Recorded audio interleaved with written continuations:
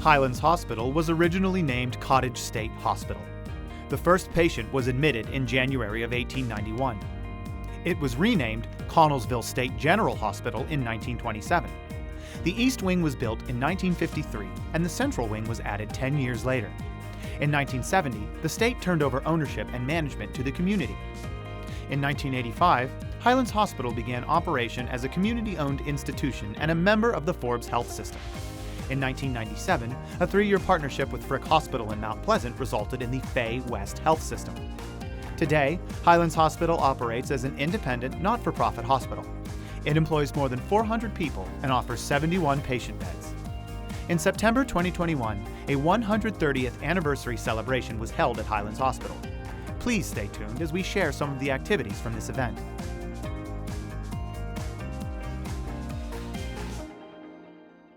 Good afternoon, everyone, and welcome to Highlands Hospital's 130th anniversary celebration. Today, I'd like to begin the celebration with an invocation by Reverend Paul Sandusky of the Christian Church of Connellsville.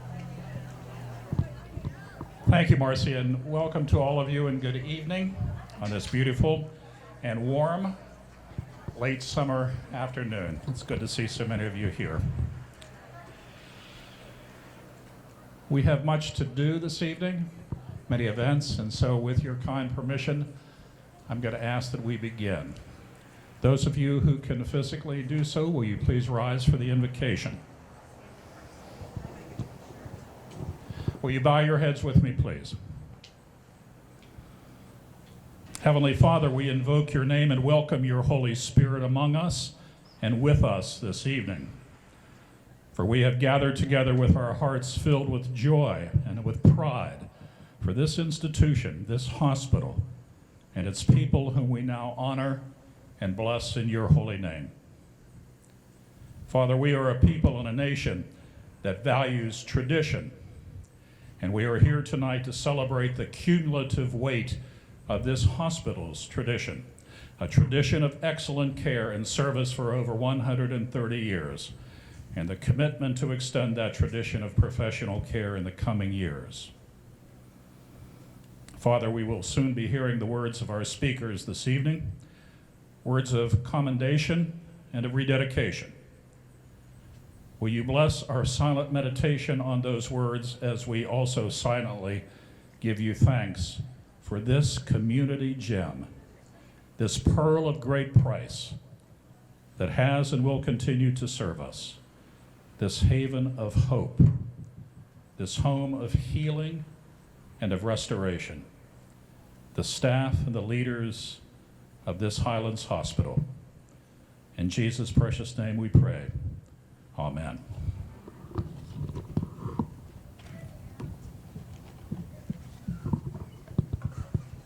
Thank you, Reverend Sandusky. And next, please stay risen for the national anthem sung by Ron Schroyer.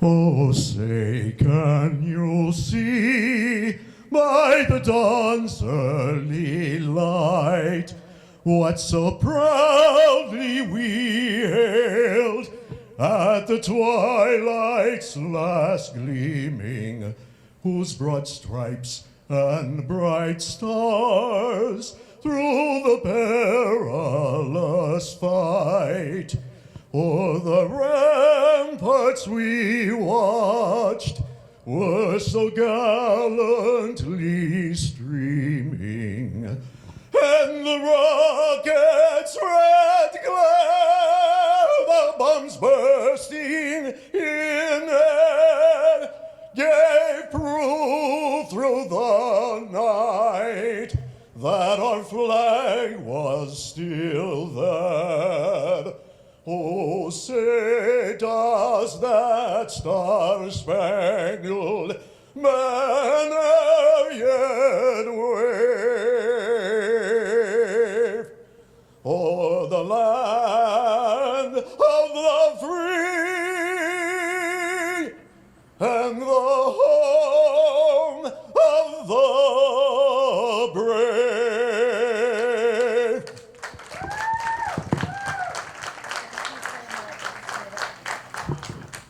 And now, the Pledge of Allegiance. I pledge allegiance to the flag of the United States of America and to this republic for which it stands, one nation, under God, indivisible, with liberty and justice for all. Please be seated. And now I would like to introduce John Andersky, our Chief Executive Officer at Highlands Hospital. Okay, thank you, Marcy. Welcome and good afternoon, everyone. I'm John Andersky, CEO of the hospital. I am honored to welcome everyone here today for our 130th anniversary celebration. And that's what this evening is about. It's about a community celebration, celebrating our proud past and looking forward to a promising future for our entire community. These festivities have been a year in the making with a dedicated group of individuals led by Marcy Ozorowski, our chairperson, in the spirit of the hospital. Thank you, Marcy. And I ask you to join me at the end announcing the committee with a huge round of applause. And please wave, committee members, when I mention your name. The co-chairperson, Karen Blocker, Pam Bartholomew, Beth Filmick, Dr. Tracy Popey, Marianne Miel, Vicki Meyer, Caitlin Anderson, Lee Fosbrink, Wayne Grabiak, Shannon West, Barb Dunmeyer, Jackie Lieblein, Heidi McLean, Tammy Hamilton, Charlotte Keller, Sylvia Murtha, and I'd like to especially thank Bob Thompson and his department for getting the grounds ready for today. Thank you all. At Highlands Hospital, we see the results of working with our neighbors to increase the needed services in rural areas such as ours. The more work we do together to address making our communities healthier, the better chance we have to make it better for our children and their children. So in closing, we thank you for your continued support. Let's celebrate and look to the future. Thank you.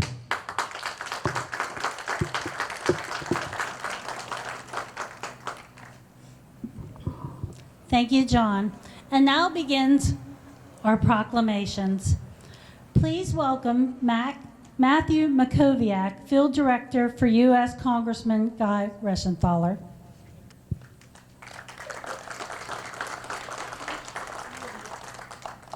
John, do you want to stand here? Thank you. I'm Matt Makowiak. I'm the Field Director for U.S. Congressman Guy Reschenthaler. On behalf of the Congressman, I wanted to say not only thank you, but also congratulations on 130 years of serving the community and saving lives. I have a congressional proclamation here from the Congressman. It reads, "This certificate of special congressional recognition is presented to Highlands Hospital in honor of its 130th anniversary, having exemplified dedicated, selfless service to the local community and surrounding region.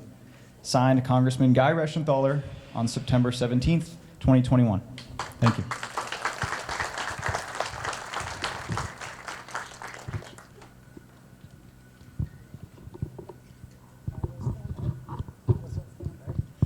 Our next proclamation is going to be presented by State Senator Pat Stefano.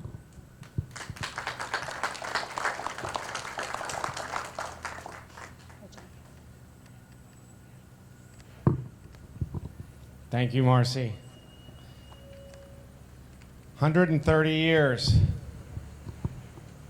Mr. CEO, John Andersky, you don't look 130 years old, but good job. Now, actually, 130 years ago was the formation of this hospital on this donated land. And you think about what that meant then and what it means now. So it's 130 years later. It's wonderful to have lasted that long and stood the test of time. And I won't be here 130 years later, but I know all of you, and we're all going to work that hard to make sure that this hospital is here 130 years later. Definitely. There is no community, especially ours, that is growing and thriving that can exist without its healthcare system. And we have the pinnacle of healthcare right in our own community. And with that, I have this proclamation or citation from the Pennsylvania State Senate right across the desk in Harrisburg that designates this and celebrates this 130-year anniversary. So with that, congratulations on 130, and here's to another 130. Thank you very much.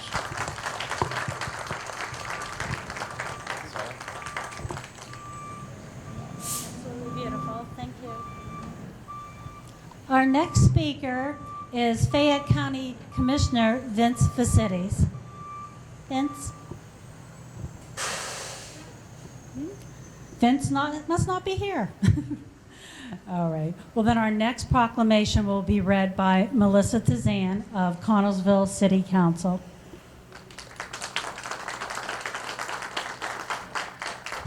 Thank you, Marcy. Hi, I'm Melissa Tizan, City Councilwoman in the City of Connellsville. Unfortunately, our mayor is not able to be here tonight. He does send his regrets, and he congratulates the hospital, of course, but so that leaves me. So I'm so honored to be here and read this proclamation celebrating 130 years of Highlands Hospital serving our community and providing the high-quality health care that they do. Whereas Highlands Hospital was established and originally named Cottage State Hospital and built upon land donated by Colonel J.M. Reed in 1890, located on the corner of Cottage and Murphy Avenues, the framed building resembling a large house with a wraparound porch admitted its first patient on January 31st, 1891. The number of nurses and other employees were 13, and there were 8 members of the medical staff. The hospital bed capacity was 38 patients. The hospital was established to treat the local mining community. Whereas Cottage Hospital came under state ownership and was renamed Connellsville State Hospital in 1927. State Hospital housed medical surgical units, a new emergency room in 1953, a new central wing in 1963, and a mental health unit. The hospital was one of 8 hospitals previously owned by the state to go under private control in 1985 when its association with Forbes Health System. The divestiture agreement provided that a local board would oversee and maintain local control and was renamed Highlands Hospital and Health Center. The following 10 years resulted in a separation from Forbes Health Systems and a brief partnership with Frick Hospital that resulted in the Fay West Health System, which also ended in 2000. Whereas Highlands Hospital now operates as an independent, not-for-profit acute care hospital that is the second largest employer in the city of Connellsville and employs over 400 people. Highlands Hospital has 61 patient beds, a wellness center, an autism clinic, women's center, and a center of excellence. The site has been providing healthcare services to the community for 130 years and is striving to keep quality personal care and top technology close to home. Now, therefore, be it resolved that I, Greg Lincoln, Mayor of Connellsville, on behalf of the residents and members of City Council, hereby recognize Highlands Hospital and declare September 17th, 2021 as Highlands Hospital Day in the City of Connellsville. Thank you.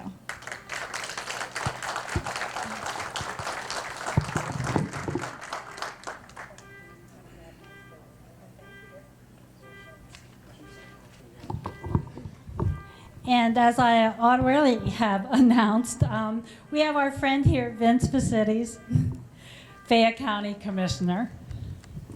Better late than never, Vince. There was no parking. I'm trying to find a parking space. On behalf of the Fayette County Commissioners, we have a proclamation from the County of Fayette, whereas Highlands Hospital is celebrating its 130th anniversary this year, and we recognize this milestone in this celebration on Friday, September 17th, 2021. Whereas Highlands Hospital operates as an independent, for-profit acute care hospital, come on over, Dave, that serves Fayette County area by providing the highest level of compassion, health care to its patients, whereas Highlands Hospital's mission is to provide health care to the community in a competent, nurturing, and healing environment. Highlands staff gives support in times of crisis and provides the resources necessary to promote a healthy lifestyle. Highlands Hospital promotes teamwork, ethical behavior, recognizing the contributions of its employees, challenging them to achieve the highest level of customer service, quality, and productivity. Whereas Highlands Hospital employs more than 400 exceptional caregivers and staff and is the second largest employer in Connellsville and the 20th largest employer in Fayette County.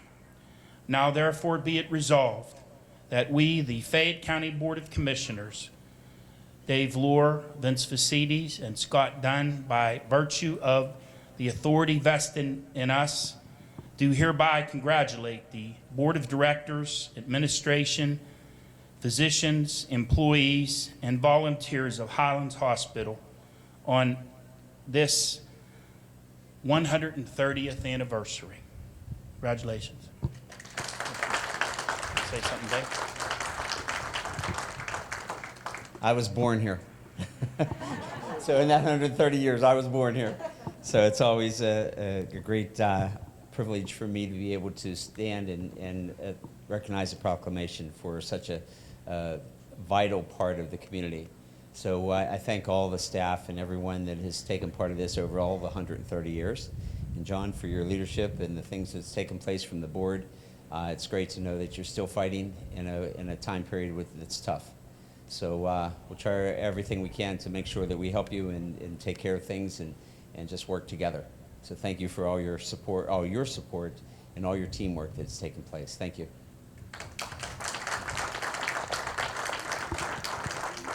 Thank you, Dave. Thank you, Dave Lohr.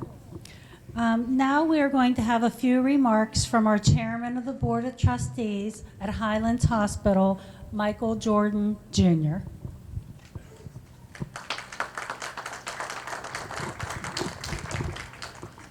Good afternoon, and I'm glad to see such a nice crowd turn out today. And there goes my notes. Excuse me, to share this special day with us here today. I'm here representing the Board of Trustees, and there are a number of other members of the board here, so I'd like to take this opportunity to introduce them to you. First, we have Dr. Tiberio. We have Karen Marco, who's our board secretary, and P.J. Cart. And John Andorski, who is a CEO and president of the hospital, and he's also a member of the Board of Trustees.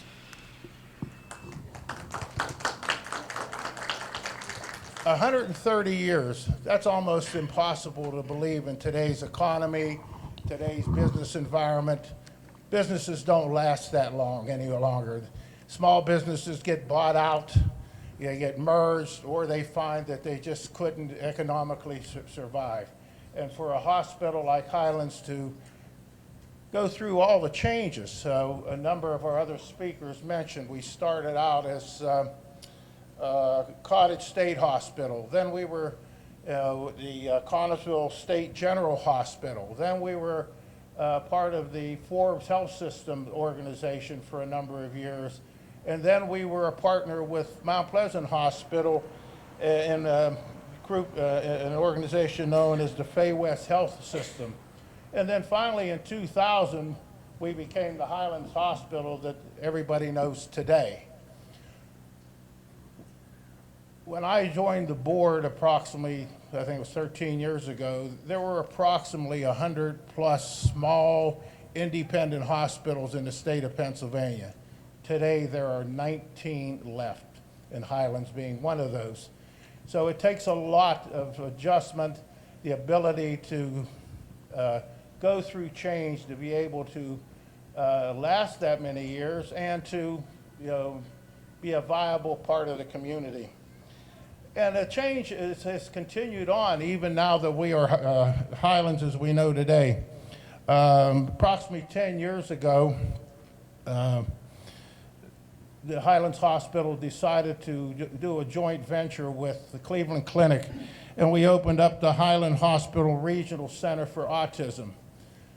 We opened up in a small building out on Breakneck Road. I think our first class was between 3 and 5 students, and today we have 47 students in what was the old Zach Connell Grade School, which is now known as the Center for Health and Community Impact up on Park Street. So, you know, you can see how that vital service has grown here, and not only for the city of Connellsville, but the surrounding area.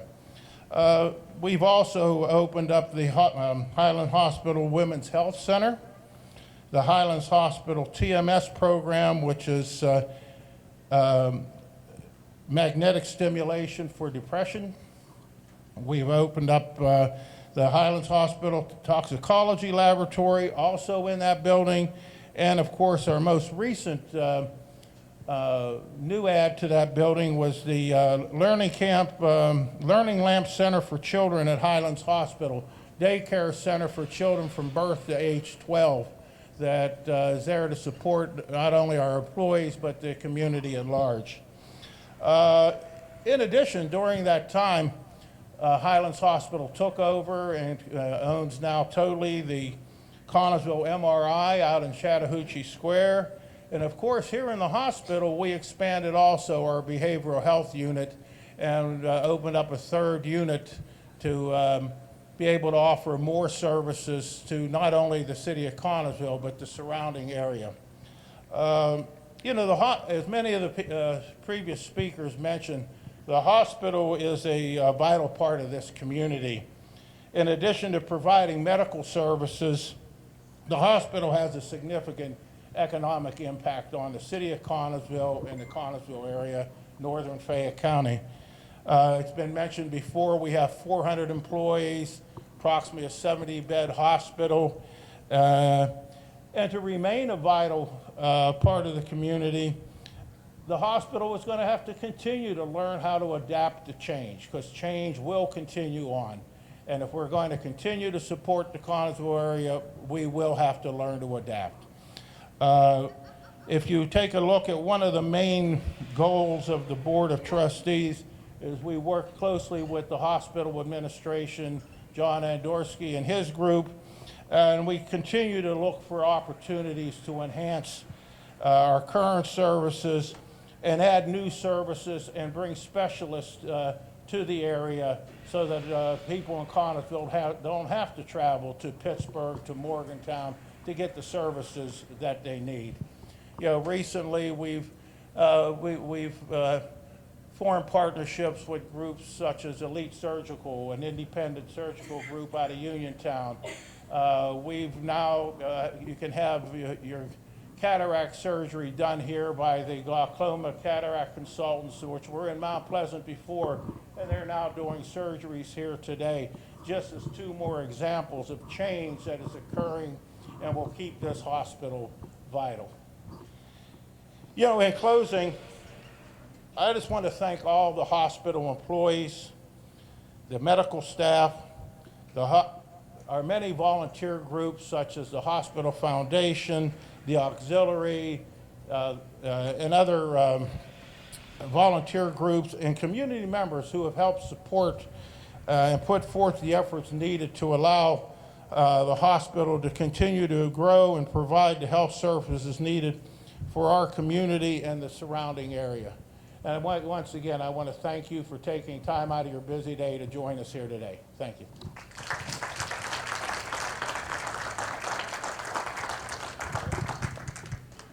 Thank you, Mr. Jordan.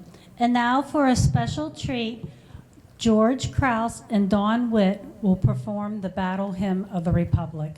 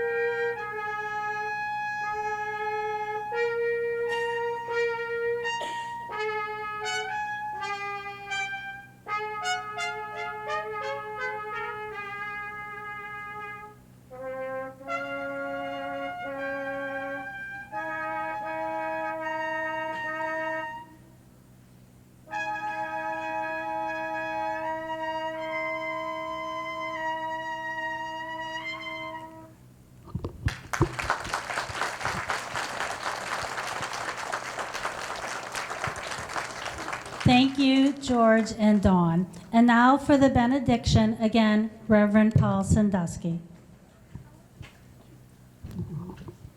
Once again, will you stand, please, for the benediction? Heavenly Father, dismiss us now with your blessing, as we will now move on to the part of the evening dedicated to fun and food and fellowship. Bless all those who have made this evening of commemoration a memorable one. Be with us as we commune together now, and give us traveling mercies when we return home. We ask all of these blessings in Jesus' precious name. Amen.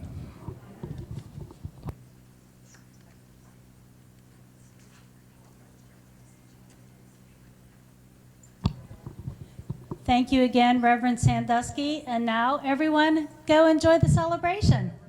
Thanks for coming.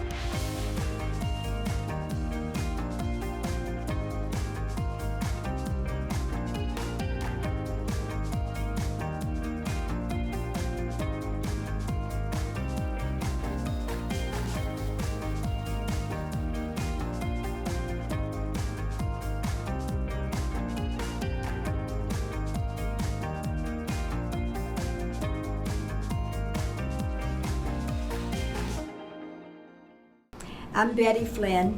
On October the 11th, 1965, I crossed the street and came to the hospital expecting one girl. And Dr. Fort kind of gave me a little hope on that because it was a one strong heartbeat. And I got Scott Flynn right here, and Brent and Sean. That was my surprise. I'm Scott. I still live in Connellsville. I teach in our middle school, and I've been teaching for 34 years. So I'm still in coaching basketball. So I'm still in Connellsville, and Connellsville will always be a part of me. Connellsville will always be a part of me. Brent Flynn, and I am working at the University of Maryland. I've been there for 25 years. I'm Associate Director with the Recreation and Wellness Department.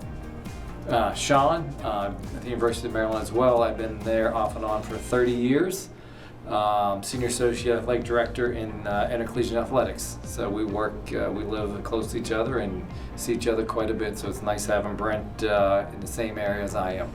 Since we lived across the street, the hospital basically helped raise the Flynn boys. When we were little, we would try to crawl out of our cribs, and the nurses and the NICU that took care of us would knit coverings for the cribs.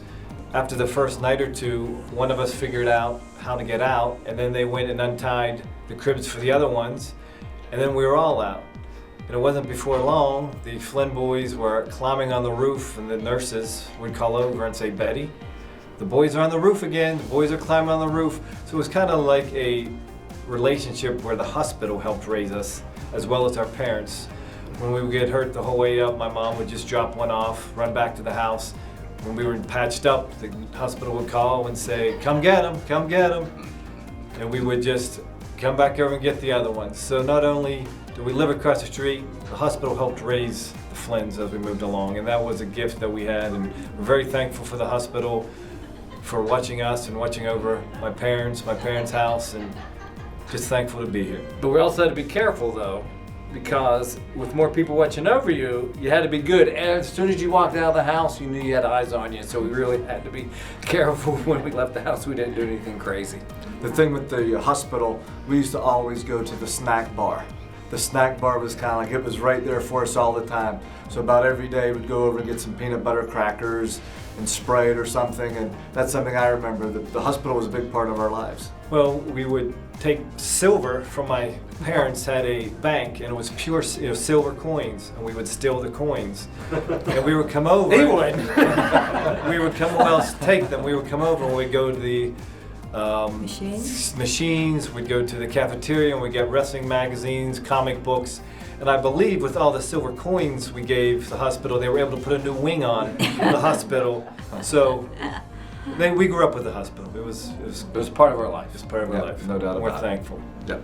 The emergency room had a drawer just for them, and when they came in, they know what drawer to go to get their candy. We make it back to Connellsville probably 6-7 times a year. I had a daughter who's going to school in Pittsburgh and playing lacrosse, so we'll come back to all of her games and we'll stop off and pick up my mom to take her to the ball games. So we make it quite a bit. All the holidays and then games and then throughout the year. You know, every time Connellsville would play a sporting event, Sean and Brent would always text or call, wanting to know how Connellsville did. You know, it'll always be a big part of our lives, Connellsville. Like I said, I still teach there. I coach. I've coached in Connellsville for a lot of years, so it's a big part of us. I have a lot of pride in Connellsville. Any chance I could get back and I can watch a ball game, any sport that Connellsville is playing, I'd definitely get back. The bike trails, it's just a great area. You really don't appreciate Connellsville and the beauty that we have until you move away. And then you come back with your kids when they're younger and you just realize, wow, I didn't believe I grew up in this area. And it's just such a valuable treasure that you don't appreciate truly until you go and come back. And we take advantage as much as we can of it. My husband was a mailman, and so he knew everyone in town, and he was a big part of our life. If it wasn't been for him, we wouldn't have been this far. We went to every ball game. I used to think my car would know what ball field to go to. No, he was proud. This was kind of a shaky day for me, but he wanted us to be here. He was so proud of him. I'm sure He was so proud of all his kids. He knew he wasn't Jim Flynn, he was the Triplets dad. So that's what he always known. He was the Triplets dad. Wasn't anybody their name, that's what he answered back, the Triplets He dad. was a Triplets dad. Yeah. We traveled everywhere to ball games. I think having three together, there was always a competitive nature growing up as three. It was always a challenge. It was always a challenge. So I think that was something that enticed us to play sports and to excel, or try to excel, because everything was a competition, whether it be, who can eat pizza the fastest, Well, what we learned is Bud Murphy's has 8-cut pizza. You can't divide 3 into 8 very well, so that's why you had to quickly get done, and then you could have. You have a first pick. It was difficult. The first two done got the extra slice. So everything was competition, whether it be over Pinnacle Playground, in the backyard. We would come home, there'd be fists flying, and it would just be, but it was good nature, and that's how I think we got our competitive edge. Yeah. We were never alone. We always had somebody to play friends. with, always had friends. And to this day, all of us in our lives are very competitive people. And very close Very to each other. competitive and very close. We talk, I'll talk to these guys 3, 4, 5 times a week, if not more. We met a lot of friends through ball, the Bay Singers and the Grimms, and they still come. They're over at my house right now. Just thank the hospital for including us in the celebration. We appreciate it, and we're just honored that they would give us a call and that we could be a part of it. And we're enthused to be part of the Stork Club. Absolutely. Looking forward to upcoming events. There you go.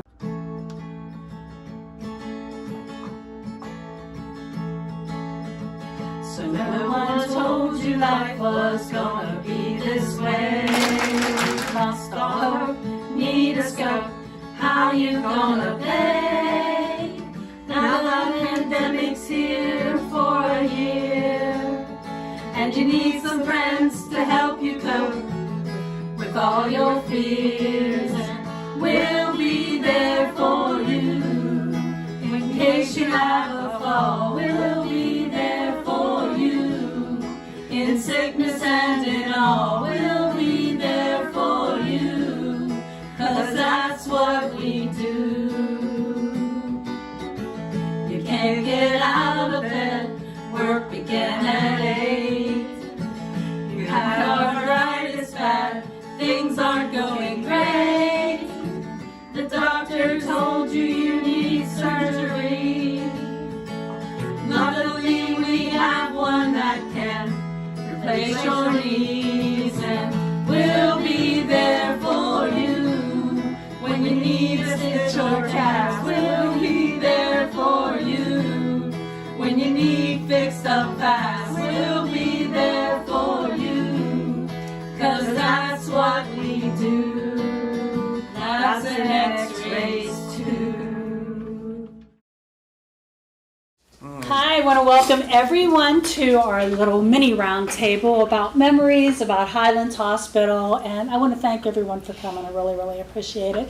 It's just a very informal discussion, and I want to introduce everyone. This is Dave Mansberry. This is Joe Francel Ermine. I'm Marcia Ozorowski. This is Marcita Wizolowski, Linda Witt, Lorraine Monahan, Sue Mongel, and Chris Ritchie. And all of these people, how many hundreds of years do we have all together in service here?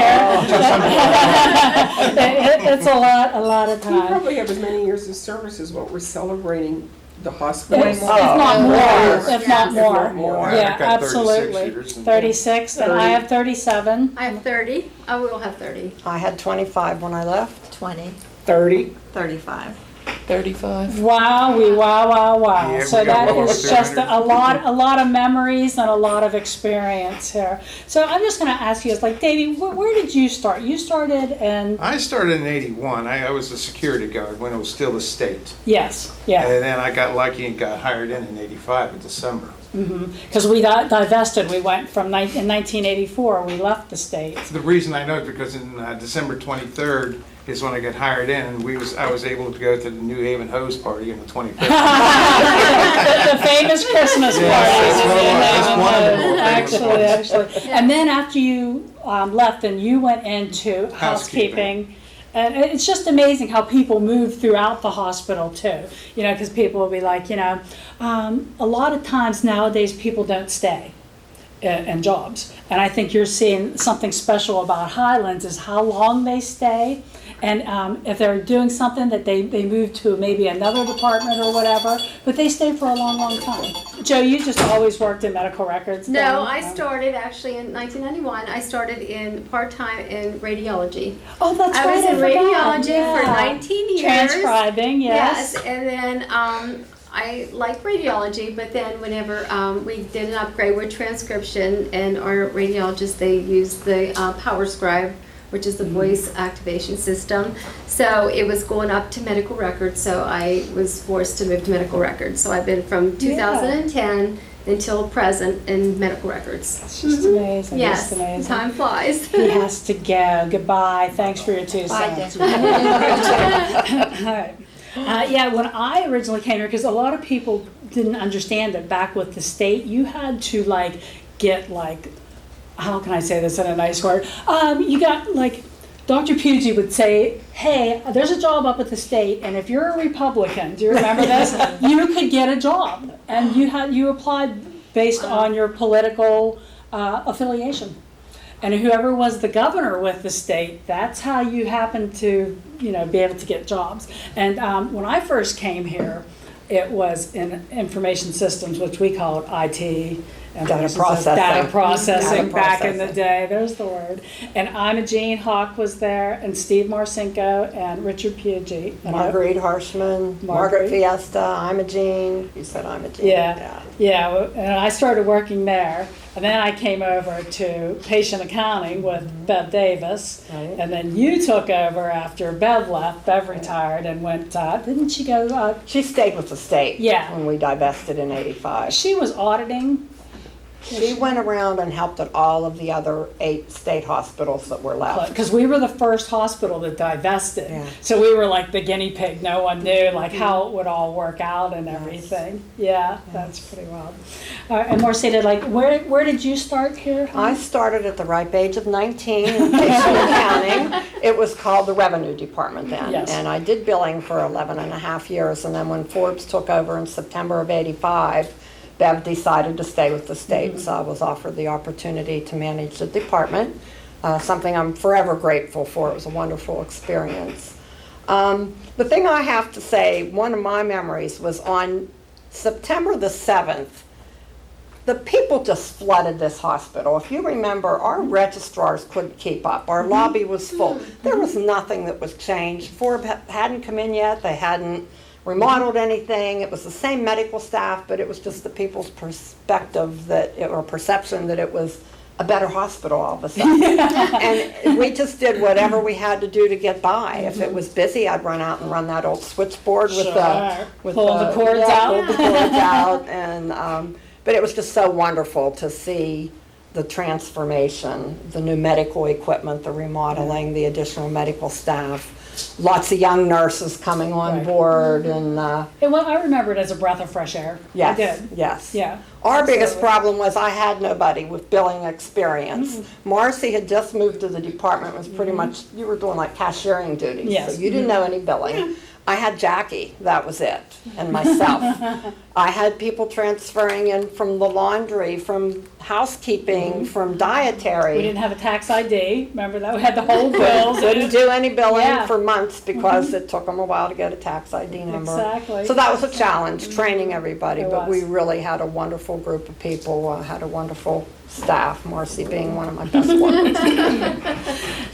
You want to see that? Miss Linda, when you were here, what year did you start? I started here as the first physical therapist in 1976. And we still have therapy in-house. Yes, And yes, absolutely. And how many years were you here? I was here 20 years until 1996. Wow, wow. I remember you and Pam and yes, Sue and all of them. I have some lovely Robin. pictures. I'll show you girls later. I'll use those as blackmail for later on, but there's some great pictures. What's some of your best memories about therapy?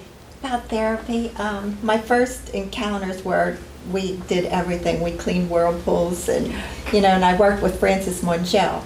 He was here in the department for a few years. And just helping others. It was nice to have just a wonderful staff and grow. Exactly.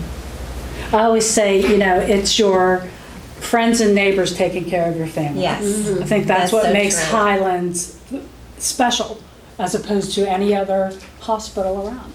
And we work with many departments, especially discharge planning and nursing. And everybody was so cooperative and helpful and kind. And you were right up around, there wasn't Cookie and Becky were up in that area too for oncology. Yeah. Cardiac And Sylvia rehab. Murtha. Yeah, She Sylvia. had a cardiac rehab program. Yes. Absolutely, absolutely. And Miss Lorraine. Yes. One of the staples of the laboratory. The infamous lab. The infamous lab. What year did you start? I graduated high school in June of '66, and I started here in September of '66. I started myself and another girl that I traveled with in Uniontown Hospital under Dr. Tolstoy. He ran both labs. Okay. And in September, all the staff for some reason quit down here. There were only 2 staff. One was Joyce Cunningham, Another staple. and Barb Shipley. Those were the 2 that were left. So they sent us down with 4 months of training, and I learned what I did on site. On the job. Just On the amazing. job, on the job. Just amazing. And I was here for 30 years. Wow. And what are some of your best memories? Who did you stab with a needle, Lorraine? Yeah, so we had some tough people in those days. B.J. Fertney. Yes. She was head of the OR. Right. And she ran a very, very tough. Tight ship. But one thing I have to say about Joyce, we were her staff. And if anyone said anything to any of us on the floor, Joyce was up there immediately. That you don't talk I don't think you wanted to mess with Miss Joyce. Yes, you do not want to talk to my girls in that fashion. Absolutely. And it was family. Yes. It wasn't, it was more than a team. We worked as a family. Everybody pulled, you never heard, that wasn't my job. I'm not going to do that. No. You did whatever it took. Absolutely. I still think you see that today. I think, again, that's one of the things that makes us very special. I mean, how many places can you call people? And believe me, I called a lot of people, and they did have good excuses, but they wanted to come. Yeah. It's not, and I'm sure we'll see them in another time, or they're going to come to the anniversary or whatever. It's going to be like a big family reunion. So I can't wait to see everybody and tell stories. Well, I don't know if any of you are old enough, because I don't remember what year it occurred, but we lost the elevator on West. Okay. Was that during that terrible storm where we made the chain and brought everybody's Yes. food trays up? Yes. That was 70. I remember I that. remember there was something else too, like a I storm. wasn't that was married like yet, that. so it was We didn't between lose 74 and overall power, 76. but we lost the elevator. Yes. And we had to form a chain to get the lunch trays Trays up up. to Yes. third floor, Wow. second. That's totally and great. Yeah. to psych. Yeah. I love it. But I remember every Teresa there, every non-essential personnel was on that stairwell. Yes. That's wonderful. All right, Miss Sue, tell us when you started. I like to put everyone on the spot. Well, actually, I started as a volunteer.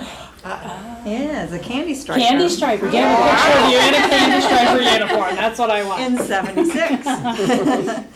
And let's see, I did that till '78, and then Dorothy Griffin was a medical explorer proctor here, and I was a medical explorer.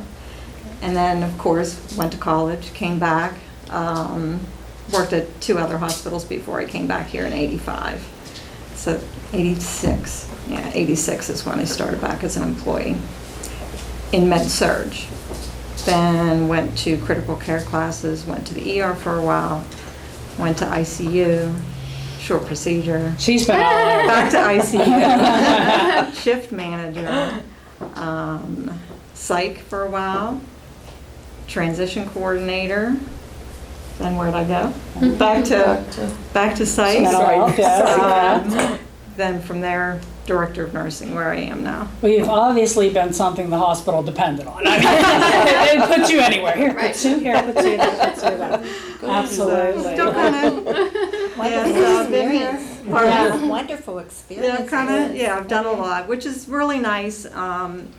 Being able to experience a lot of things, and it's not that I disliked any area where I've been. It's having the opportunities to work with so many different people, seeing how different departments work well together has been really great too. It's I think like giving back to your hometown too. Absolutely. You know, I mean, people say, yeah, I could make more money here or there, but you know Right. what? I don't have to travel. And I've worked other places. Exactly. I mean, Yeah. the grass isn't always greener. No, You know. I've worked in big facilities. Yeah. And, you know, the one nice thing I think people don't understand about working at a small facility, especially nursing and other ancillary staff can probably attest to this. You really have to know as a nurse and, you know, ancillary support, you have to know your job. You don't have, you know, residents, you don't have medical students, you don't have, you know, all these people to help you. You know, we depended on the lab to be able to stick everybody. You have one lab tech. You got to know your job. You don't have an IV team. Right. You know, so they're helping you lift everybody. Your physical therapists are coming. You know them intimately. You know, you depend on everybody. They're your friends. Remember, Susan, you know, absolutely. when we used to call codes? Oh. I always, you know. Up in ICU and ER. I ran, I was on the fire. And I remember I ran for a code in the ER, and I had to take down, God, and I didn't even know how to spell half of those meds. You're writing You're to writing. keep track of everything for us. Yeah. You didn't have, you know, 30 people. When I worked at other facilities, you know, you don't know half the people you're working with. You know, you're looking at name badges. You're asking them, you know, what's your name? Who was there? Who was responding? Because you don't know them. Exactly. Here, you know their kids. Yeah. it's like totally amazing. Yeah. Even at their weddings, Right. you know, it's Yeah, it's yeah, great. exactly. You know, Well, Miss Chris, can you tell us when you started? 1986. 1996. Who was your preceptor? 86. And I trained her. That was so funny, and I trained it too. That's Graduated wonderful. from nursing school in May and started here in June. Wow. And I didn't kill her. I think I was part-time within 2 weeks and full-time within 6 months. Wow. Wow. And you were up on the floors. Med-surg Med-surg, for yeah. 30 years.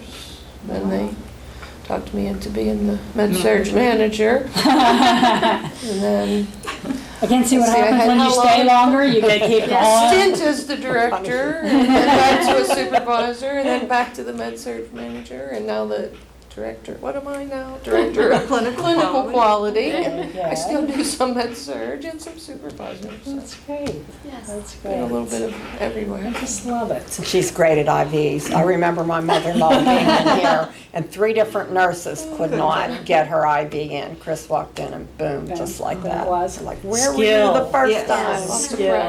Lots of practice. Exactly. Well, I kind of wanted to talk to everyone about the mergers that we've had and our divestiture and how everyone kind of felt about that when it went on. And we were a state hospital for years and years and years and years. And you'll see our history at the beginning of our program here. But we went from a state-owned facility in 1984, and in 1985 we were, and I don't want to say the word bought, but we were with Forbes. Divested. We were divested, yes. We were with Forbes Health System and Barry Roth. Everybody remembers him. And Greg Voss was our original CEO. He didn't stay long, and then Mike Evans came. How were your feelings during the divestiture? Were you afraid? I personally was very nervous because I was stepping out of my comfort zone. I had done billing for so many years. Right. I had no management experience. But when I interviewed with Rose DeStout from Forbes, I said that to her, and she said, I've been the manager of the entire Forbes Health System billing department for 20-some years, and guess where I started? Right where you are. Yeah. And she encouraged me. She said, we can develop the management part. We have all kinds of seminars and whatnot we can send you to, but we want somebody that knows billing. Mm-hmm. And I really did step out of my comfort zone, so I was very afraid when that all started. Did people think the hospital was going to close? Oh, Did absolutely. everyone thought Yeah. that? Definitely. Yeah. I mean, Marceta, if you go through the hospital, you'll see really great articles that she saved like a pack rat. And they're just wonderful articles about the divestiture and how this city went out of its way to make sure that this hospital stayed here in Connellsville, which was great.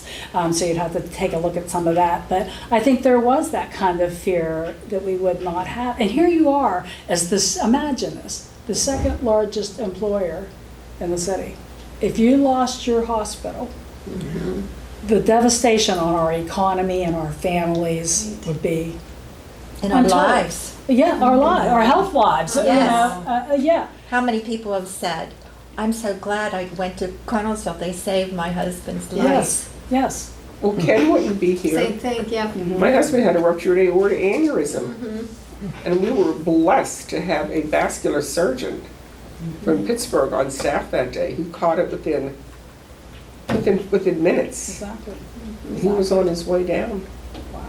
Same thing with my dad. Mm-hmm. Were you in the ER when my dad came in with his ruptured aneurysm? I can't remember, honestly. Because he was taken to Presby, 7-hour surgery, and they said that the team here in the emergency room did a wonderful job. He shouldn't have been alive. Which is stabilizing. I mean, Yes. we make that difference. Yes. I said a half an hour is between life and death. Absolutely. Oh, it was. Because people say, well, hey, you could go here or you could go there. No, you better hope you can come here. Some of the best memories I've had of the hospital definitely has to be our friendships, our family, but we had some good parties at New Haven Hose at Christmas time. And we had a lot of, the union was very strong. We had a lot of Ask Me parties. They had Halloween parties and that kind of thing too. So we all socialized too outside of the group. And we did a lot of, this was like the sports hospital too. We were always playing bowling, golfing, with Vic Gasper and the golf outing, which still goes on today, that's like an amazing thing, and that money goes to our autism clinic. But it's just absolutely, like I said, that kind of socialization. We just didn't work and go home, like you say. We're going to your kid's wedding. Absolutely. And I said, and some of the worst memories kind of became some of my best memories because, it's amazing to me what this hospital and the employees will do in a disaster, in an emergency. You know, how many people helped out when we had the flood? Yeah. Right. You know, and just, you know, every year we give to like the community ministries, to the Patriots. You know, these are your community members giving back every single day to their community. You know, and is there like a memory that you guys remember about like anything like that? Any wrecks or fires? Do you remember? The Anchor anything Hawking like that? shooting. Yeah. It was my neighbor, Yeah. Abbott. Sally Abbott's husband. It was a Saturday morning, I'll never forget. Everybody came in. I mean, I was off that day. We just, everybody appeared. Yeah. I mean, I remember like 9/11. Yeah. Yeah. And the Challenger. I was standing out in the lobby watching it on TV. You know, like some of the biggest moments of your life are happening while you're working here, you know. I mean, I remember when they had 9/11 and the plane crashed, first plane crashed in the building, and Christy Guy's husband James called, and he's like, there's a plane crash at the Twin Towers, you know. So of course, you know, we had to go out there and go check it out, and we watched it. I have like goosebumps right now. Watched the second one crash. Right. So I'll never forget that, and where I was that day, because you know they say, you know, Right. where were you when Kennedy died? You know, same thing. Mm-hmm. Absolutely, absolutely same thing. You know, and like I said, I know there's been a lot of people who have come through here who've like lost people, you know, and you always hear how grateful they are that we took care of their families.